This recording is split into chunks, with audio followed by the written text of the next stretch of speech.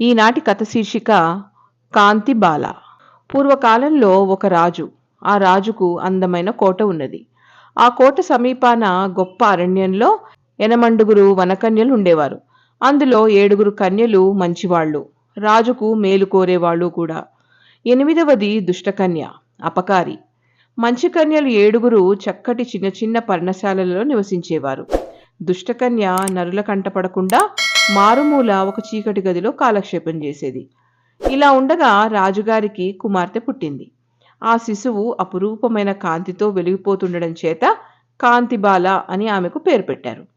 కాంతిబాల పుట్టిందనగానే ఊరందరూ చూడవచ్చారు. వనకన్యలు 8 వచ్చారు. మంచి కన్యలు 7 కాంతిబాలకు మంచి మంచి కానుకలిచ్చి చల్లగా ఉండమని దీవించారు. దుష్టకన్య మాత్రం అలా కాక పగటిపూటంతా నిద్రమైకంలో ఉండిపోవలసింది అని కాంతిబాలకు శాపం.